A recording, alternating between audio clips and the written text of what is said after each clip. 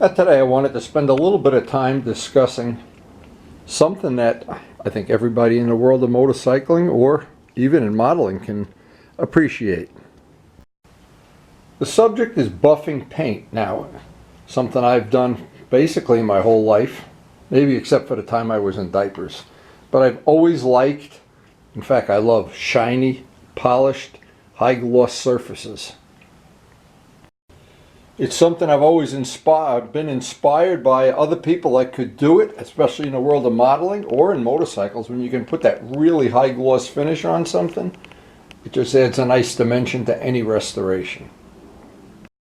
Now, not long ago I remember doing a video on, basically a 101 video on how to buff out old paint. This is 37-year-old paint. I think we've done a good job of restoring it, making it look as nice as possible. And that's on, of course, on our channel. There's 1,600 plus videos out there now. But restoring old paint, I think that's a skill unto itself, and I tried to put all that I knew about it. But today I want to talk about new paint. Now, since on this motorcycle we're going to be doing a lot of paint work, and when we do start the restoration, we'll be doing it step by step by step, right from the primer up. But I wanted to get a very short video, 101 buffing new paint. There's a lot of techniques and a lot of ways to buff paint. There's a lot of products available. And what I tried to do is narrow down from all the products I've tried over the years, all the various sandpapers. I boiled it down to a relatively simple system that seems to work every time. I think you could learn something from this. I've learned something over the years.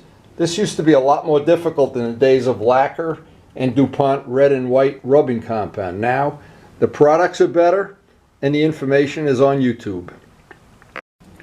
Now this is the product that I've found, and I mean this is really 101 buffing material, and it's 4CR 8065. This is the medium grit of all the compounds that I've gotten from. I buy this stuff at Gavin's Auto Body Supply, but I'm sure you can buy it off the internet too. So step one, this is about a $40 tube of compound. I don't call it a tube, it's really a jar. But it goes a long way. You probably could buff 8, 10, 15 motorcycles with this, depending on how. You need very little. In fact, putting extra on doesn't seem to help at all. And I want to go through this in real time.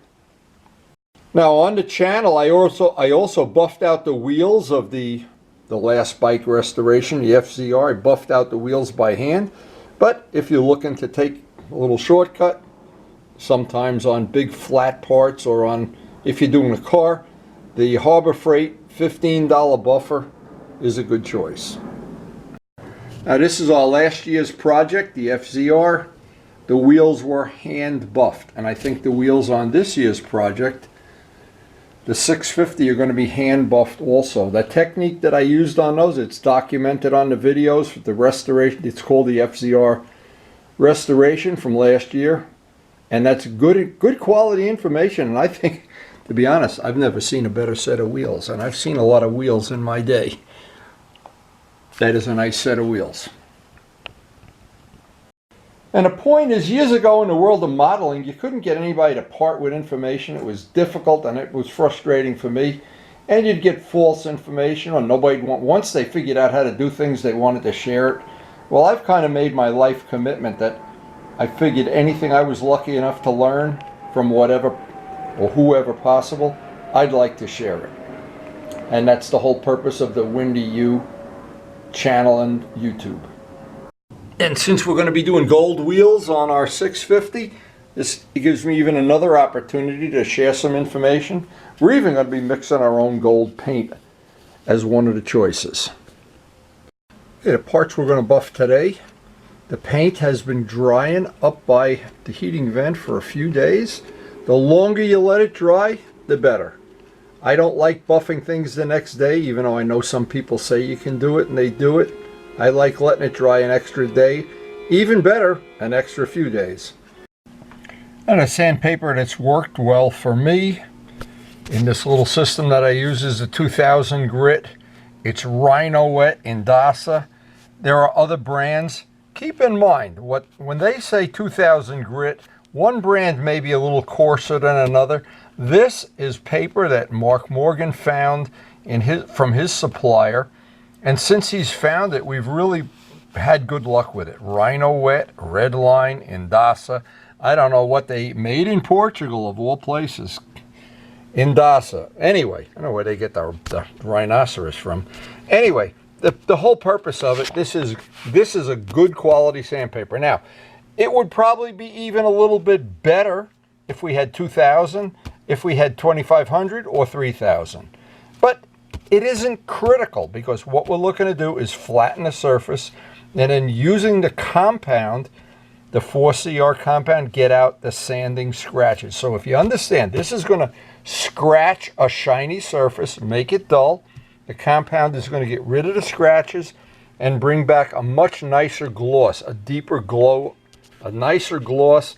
And people that know paint can tell from a mile away if it's been buffed or if this has not been buffed. It's got a nice shiny look, but it's not the same as something that's been buffed. And that goes true with the whole motorcycle. When I bought my R1, I immediately, probably a week later, buffed out as much of it as I could, took it back to the place I bought it, and parked it next to one that wasn't buffed. And you could stand back 30 feet and see which one was buffed and which one wasn't. So anyway, this is a good product. I wanted to give them a plug. It's worked good, and you usually can buy this either online or, again, from a body shop supply. But this is part of the little system that I've used. Not the only system, but we're talking about relatively fresh paint. This paint's less than a week old. This is a good way to do it, and you should have really good results with a minimum effort. I just think it's just so nice when you're able to buff your own paint, or if you get a scratch somewhere and you can buff it out. Starting with the 2000 grit, I'm just going to take the paint. And again, this is going to be more difficult if what you're trying to do is do it to paint that's 20 hours old or a day or two old. A couple extra days, I want a flat, I call it flat sanding. Just take that paint. What this does, it gets out any imperfection, even at a level you can't even see with your naked eye. It takes a few minutes. Usually when you're doing this, you can kind of watch a football game or a windy video or some other meaningless thing. But you want to get, and I just want to do one little part of this in real time. It takes a few minutes. Certainly not a lot of effort. It's not like digging a ditch or anything. But anyway, once you have that, and once you have it flat, and I like to do it without camera cuts, of course. Now, 2500 may take a tiny amount of time more. But basically now I want to look at this in real time, no camera cuts. We've got the shiny surface, and that's a flat sanded surface. I want to be able to identify the difference. Now keep in mind, if you're doing a modern motorcycle, they really are cheap with the paint. Even the high-end bikes, you can, if you get too aggressive, you can buff right through. When you do your own painting like I do, what happens? I put plenty of clear on, so there's no way I'm going to buff through. But if I had, this probably has 10 coats of clear on it already. So when you're doing your own painting, you have another advantage that you don't have if you buy a factory product where they kind of skimp on the paint and maybe there isn't as much as there should be. So anyway, what I'm going to do off camera now is do the whole part so that it's all nice and flat sanded like this, and then we'll be ready to go to the next step. So when you're feeling good that the whole part is sanded, now in here that's just tape that has to come off at the joint. And I always leave the tape on the glass part so I don't scratch it. The glass that comes on these inexpensive mirrors is really very soft. It's not a diamond, that's for sure. But anyway, they're serviceable, and once they're painted, they really do look nice. And if you put that extra clear on like I do, you can buff away and you'll never go through the clear. Now, what's always a good idea, if you have a new pad will just ensure that you don't have any little dried up grit or something, because don't forget what this pad has done is pulled up any little grit that's in the paint. The pads are so cheap, it's ridiculous anyway. I think they're two for $5, so it doesn't even pay not to put a new one on with every time you use it. The good idea to do is, of course, shake the material up, even though I don't really think you have to. But now, I've watched several different videos where people have said you do this. I'm going to just demonstrate it. I don't think it's critical, but it may be critical when you do a car or something like that. You put little dots of this on there. Now, other people don't suggest that at all. They have a different way of doing it, and I'll show that way too. They say put the material, and you really don't need that much of it, on the part itself.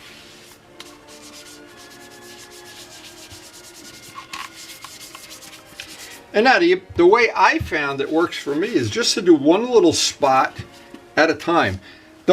You really make it difficult when you do that. If you concentrate on one little spot,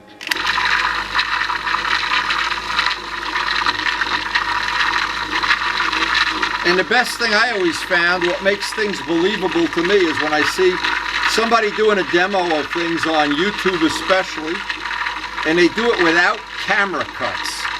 They don't get into this where it's like magic and all of a sudden it appears shiny out at the other end of the video. Well, we want to spend, I don't know, 30 seconds or however long this is going to take. If you do one little spot, just like what I'm doing right here. Again, the buffers are about $15. You can get them on sale for $12 if you have a coupon. Sometimes they give them to you for free. Sometimes they pay you to take them. Good old Harbor Freight. So the point I'm making, though, is I try to use inexpensive stuff. If you like to spend a lot of money on stuff, it's better for you. Now, I wanted to do that one little spot. I have to get a clean microfiber here. Oh, we don't even have a clean one. No camera cuts. That's what I like to see. Now, clearly we're going to put some flits on that, and let me get under here where the light will shine on it. Maybe you can see. Now, of course, the simple part is do this part, this part, this part. The rest of this I'll do by hand, around here by hand. It's just easier that way. But you can see how quick that paint comes up. That is some good material, that 4CR, and it works on old paint, new paint. Too bad it doesn't work on, you know, I don't know what else you could use it for. Now, there's always some little areas, corners, angles, edges that I like to do by hand. Let me explain why. What happens with this, if I run the buffer over these high mountaintops, I'm probably going to go through the paint. If I go through this edge here, with the machine, I may have a problem. So what I like to do is these little edges, just like I did the motorcycle wheels, the FZR wheels. And by the way, that is an excellent video if you are looking to have the highest quality set of wheels on the planet. That's a good, not too egotistical here. Anyway, it is good quality stuff. And I always like to finish it up because there's always some little corners or angles or edges, and I'm candling it. Candling it means I'm looking at the light shine and looking for a dull spot. Now I see a dull spot right there. So if I run the machine on that, it may not. It's almost easier to do it this way, and then you know it's going to be perfect because I'm looking for it. And if I see a spot that, like right there, and I really did do those whole wheels. That was, talk about a labor of love. Wow. But then everything we do is a labor of love. If you just want to go to a dealer and buy a motorcycle, well, no, boy, nobody's going to hate you. It's the whole thing. But when you do this kind of work, it's a whole different experience. Motorcycling is a different experience. It's not better. It's not worse. It's different. Anyway, these parts, I've done a lot of mirrors, of course. That, to me, the mirrors, once I painted the first set of mirrors and I saw what a difference it made on the motorcycle, I said, wow, worth every every minute I spend on it. Now when these get the final buffing, polishing, whatever you want to call it, I'll put a coat of flitz on. I do that with everything for the protection. It probably won't shine a lot more, maybe not any more, but it'll be protected, hopefully. Now that is really just about as nice. That's just beautiful. Now the only problem is we got to do the other one. I put it in the mirror just to make a joke. And of course the question I always ask, which mirror do you prefer on your motorcycle? So anyway, I know what I like, but of course it's all subjective and it's in the eye of the beholder. And we have 2 more sets to paint as this week is going to grind on. Okay, but one is done, and I just wanted to show what I thought, that how that could be done in real time. And it's really a detail. But you know what? When people look at anything, a model plane, a motorcycle, a car, absolutely the first thing they see always is the paintwork. It is one more hanging up there, and I found out something the hard way. The mirrors don't come down off the heating vent and buff themselves. I got to get that one done, then we go install them on the R1. Whoa, they just came out beautiful. I'm real happy with that. Now the only thing left is pull the masking tape and get out to the garage and install them on the R1.